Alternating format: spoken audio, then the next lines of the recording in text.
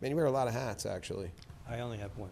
On your head at the moment. Right. But Esteban, why don't we talk a little bit about your career? You were from where?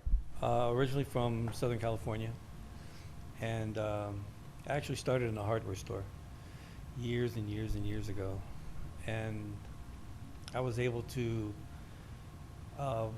really learn all the different departments, which helped me in what I was doing, because then I was able to just apply those different trades, and I had all the studios around me at the time. Right. So I had ABC Circle Films, I had Paramount, which was Paramount at the time. I think it's Sony now.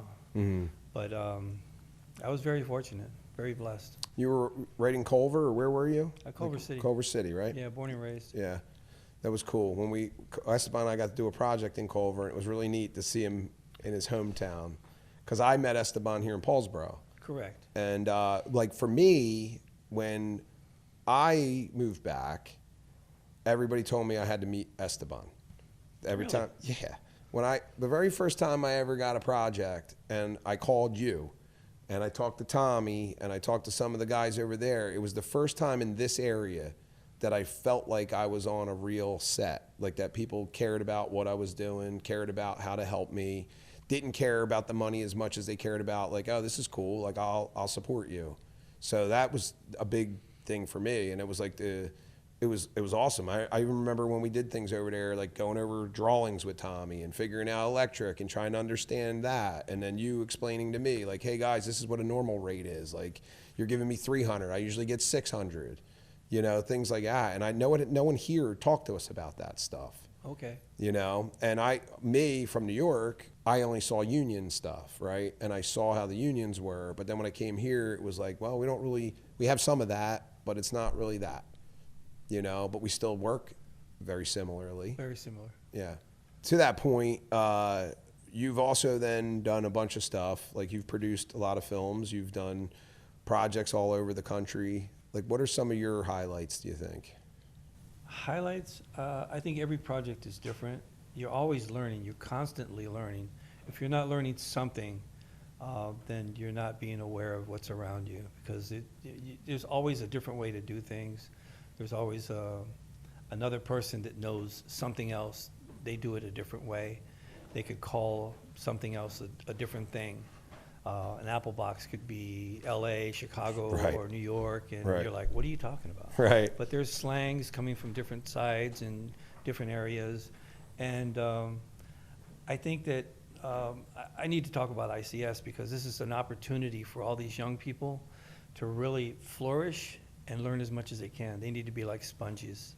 They need to just absorb everything and learn the different departments, and it makes you more whole as an individual on a set. And a couple of the guys are talking about being producers and directors. Right. And they really need that background. They need the backbone so that they can understand what everybody else is supposed to be doing, so that they can understand what they're supposed to be doing. And it's all interactive, and learn the lingo, learn the different jobs, learn as much as you can.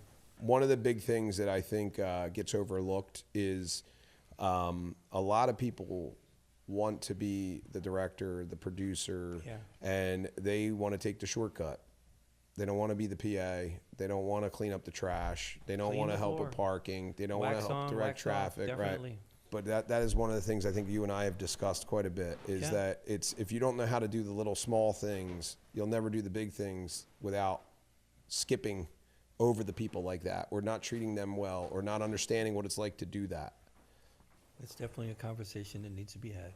Yeah, man. And I'm excited. And thanks for being such a great mentor, because you really do make almost everything happen. Like I think no, everybody would unanimously agree. You can say no all you want. I don't care. It takes a whole tribe I don't listen to you either. to raise a child. If I did, I would think I was a fat fuck and I would never get anything done.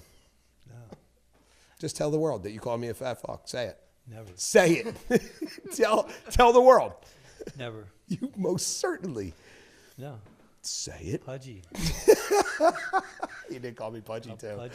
On top of calling me a fat fuck. No. But that's never, okay. I needed to hear it at that Never. time. Never. All right. Thank you, Esteban.